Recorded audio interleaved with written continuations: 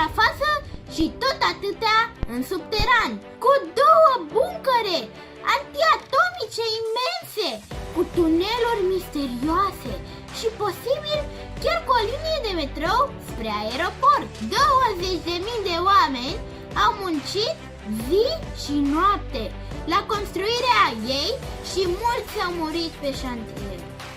De ani buni umblă vorba că este bântuită de fantome care declanșează sistemele de alarmă. V-am făcut curioși? Ei bine, această clădire se află chiar în centrul Bucureștiului și în ea se votează legile și se iau deciziile cele mai importante ale țării. Sunt Raluca și azi vom afla misteriile ascunse în fosta Casa a Poporului și actualul Palat al Parlamentului.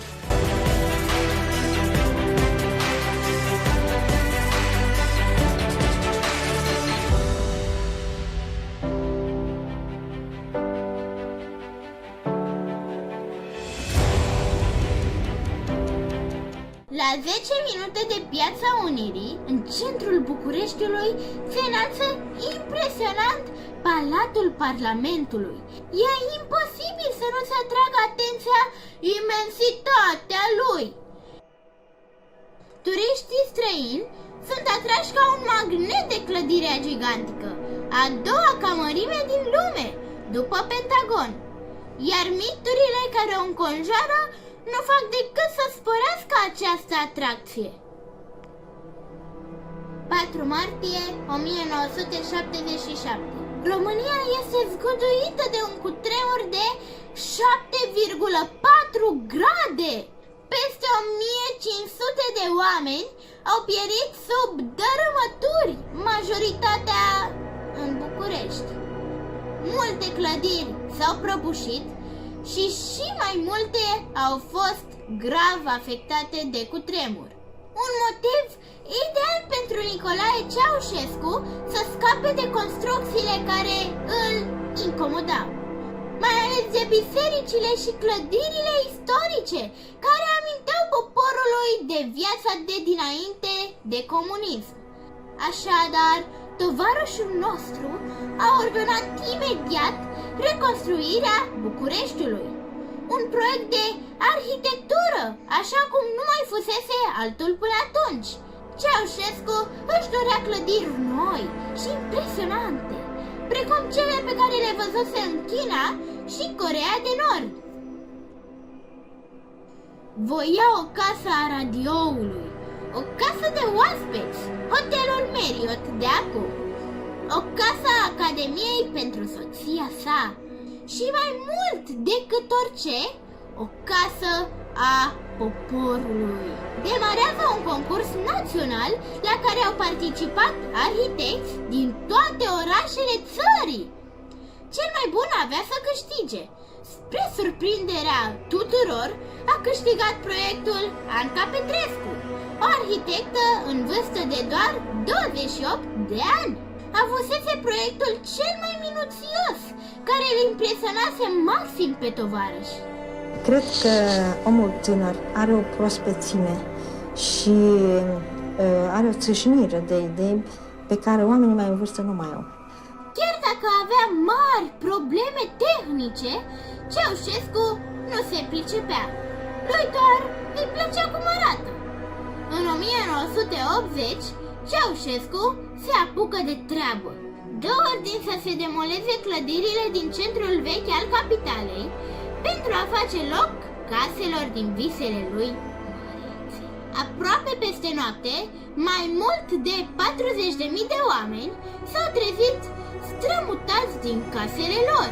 Cartierul Uranus, cel mai vechi din București, cu străzile sale pitorești, pavate cu piatră cubică, cu vilele cochete și cu mahalalele rău famate, aveau să se transforme în curând într-o amintire.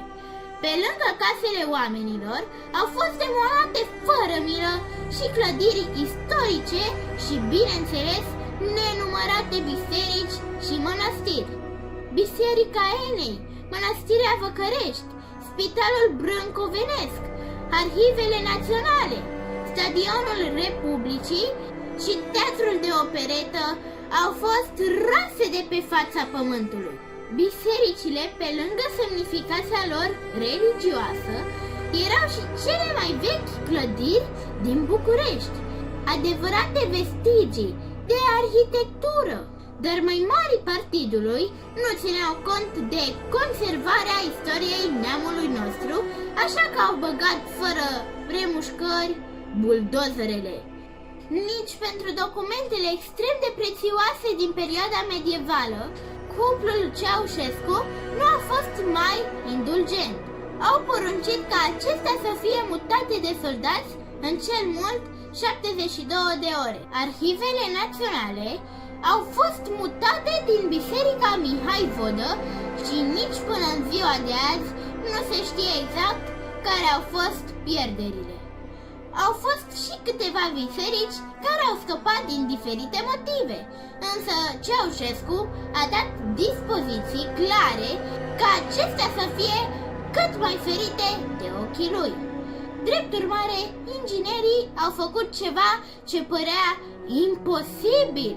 Le-au pus pe șine și le-au mutat în spatele blocurilor, ascunse, dar totuși în siguranță. Din cartierul Uranus au mai rămas doar câteva filme și fotografii vechi care amintesc de un loc burghez cu străzi în pantă în care cândva au trăit oameni fericiți. Odată ce toate clădirile au fost puse la pământ, drumul era liber pentru marea construcție. Bulevardul Republicii era gata să fie presărat de clădiri grandioase și încununat cu o piață în care să troneze uluitoarea Casa a Poporului. În iunie 1984, Nicolae Ceaușescu pune piatra de temelie și zidește un bilet dedicat poporului român. Construcția începe. Mastodontul începe să se ridice. Zeci de mii de muncitori din toată țara erau aduși să lucreze în 3 schimburi. Soldați, muncitori profesioniști, muncitori necalificați și chiar deținuți erau la dispoziția arhitectului principal, însuși Nicolae Ceaușescu. El și soția vizitau în fiecare weekend șantierul și schimbau planurile inițiale după propriile lor capricii, adăugând etaje și camere în plus la o construcție și așa uriașă. Chiar dacă experții le spuneau că dorințele lor strică structura de rezistență, ei nu se lăsau. Voința lor era poruncă, iar inginerii trebuiau să facă în așa fel să le o îndeplinească. Niciodată nu erau siguri că ce construiau în timpul săptămânii va rămâne în picioare în weekend. Ceaușeștii dădeau ordin să se demoleze și să construiască pereți după propriul lor plac și nimeni nu crâcnea. Orice solicitare avea cuplul prezidențial, indiferent cât de absurdă sau costisitoare, era dusă la îndeplinire. La început a vrut acoperiș în stil brâncovenesc, apoi nu i-a mai plăcut. Spunea că seamănă cu o casă de la țară și a fost dat jos, iar de atunci clădirea a rămas acoperită doar de o terasă permanent cârpită pentru a nu pătrunde ploaia în interior. Cu toate acestea, din când în când, senatorii noștri sunt nevoiți să și deschidă umbrelele în plen. Pe cât de mare este în sus, la fel de mare este și în jos.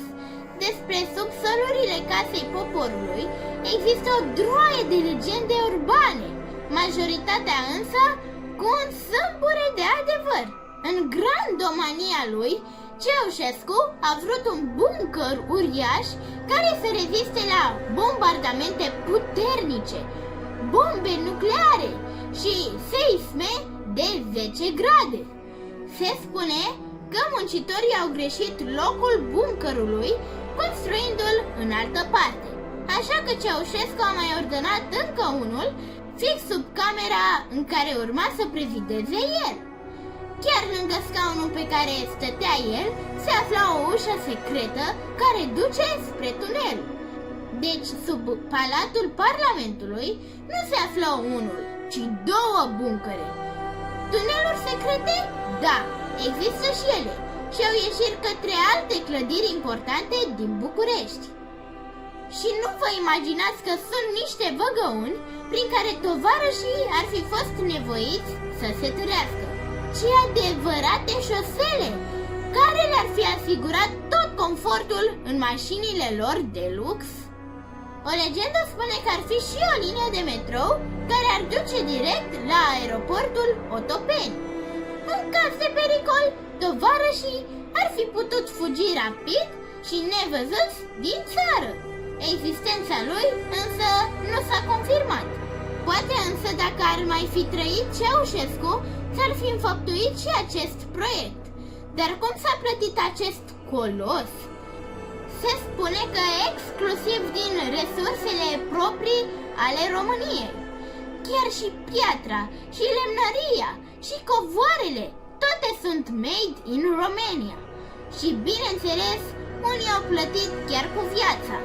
Numărul exact al muncitorilor care au murit pe șantier nu s-a făcut niciodată public, dar se pare că aproape 30 de oameni și-au pierdut viața în condițiile grele și periculoase de muncă. Actualii paznici ai Palatului Parlamentului povestesc înfiorați cum noaptea în clădire apar fantome care declanșează brusc toate sistemele de alarmă.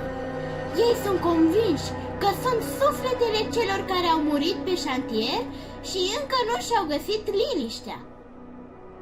În momentul de față, uriașa construcție găzduiește Parlamentul și Senatul României și ar mai putea găzdui și alte parlamente și senate pentru că este folosită doar în proporție de 10%. Ați auzit bine? Restul de 90% este încă goală. Arhitecții spun că este o construcție megalomanică, chicioasă, care a stricat aspectul orașului care fusese cândva micul Paris. Turiștii străini o iubesc și o vizitează în număr mare. Iar bucureștenii s-au obișnuit atât de mult cu ea încât nici nu o mai văd. Indiferent cum ar fi, este un simbol și o amintire a unei epoci apuse și nu tocmai fericite pentru părinții și bunicii noștri. Cam atât pentru săptămâna asta. Un weekend plăcut vă doresc și dacă v-a plăcut episodul de azi, nu uitați să vă abonați! Pa, pa!